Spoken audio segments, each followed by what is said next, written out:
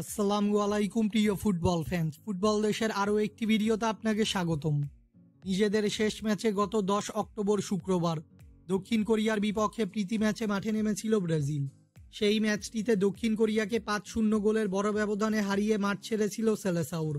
এবার দক্ষিণ কোরিয়ার সঙ্গের ম্যাচটির পর আবারও এক প্রীতি ম্যাচ খেলতে মাঠে নামছে কোচ কার্লো অ্যানচেলত্তির শিষ্যরা।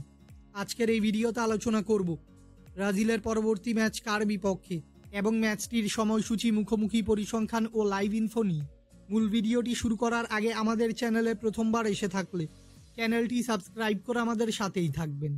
চলতি অক্টোবর মাসের ফিফা উইন্ডোতে নিজেদের দ্বিতীয় ম্যাচে এবার জাপানের বিপক্ষে প্রীতি ম্যাচে মাঠে নামবে লাতিন আমেরিকান জায়ান্ট ব্রাজিল। বর্তমানে 1761 পয়েন্টস নিয়ে ফিফা র্যাঙ্কিংয়ে ষষ্ঠ অবস্থানে রয়েছে সেলেসাওর। অন্যদিকে 1640 পয়েন্টস নিয়ে ফিফা র্যাঙ্কিংয়ের 19 নম্বর স্থানে রয়েছে জাপান। তাই ফিফা র্যাঙ্কিংয়ের তুলনায় ব্রাজিল থেকে 13 ধাপ পিছিয়ে রয়েছে জাপান। ব্রাজিল ও জাপান এখন পর্যন্ত সকল ধরনের প্রতিযোগিতা মিলিয়ে মুখোমুখি হয়েছে সর্বমোট 13 বার, যেখানে ব্রাজিল জয় পেয়েছে মোট 11টি ম্যাচে এবং বাকি দুটি ম্যাচ ড্র হয়েছে।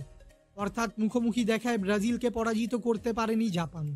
ব্রাজিল নিজেদের খেলা সর্বশেষ 5টি ম্যাচে 3টি ম্যাচে জয়, 1টিতে পরাজয় ও বাকি একটি ম্যাচ ড্র করেছে। অপরদিকে জাপান নিজেদের খেলা শেষ 5টি ম্যাচে 2টি ম্যাচে জয়, 1টিতে পরাজয় ও বাকি দুটি ম্যাচ ড্র করেছে। তাই সাম্প্রতিক ফর্ম বিবেচনায় প্রায় একই অবস্থানে রয়েছে দুদল। ব্রাজিল বনাম জাপানের মধ্যকার এই প্রীতি ম্যাচটি খেলা হবে জাপানের আজিনোমোটো স্টেডিয়াম এবং এই ম্যাচটি অনুষ্ঠিত হবে বাংলাদেশ সময় অনুযায়ী আগামী 14 অক্টোবর মঙ্গলবার বিকেল 4টা 30 মিনিটে।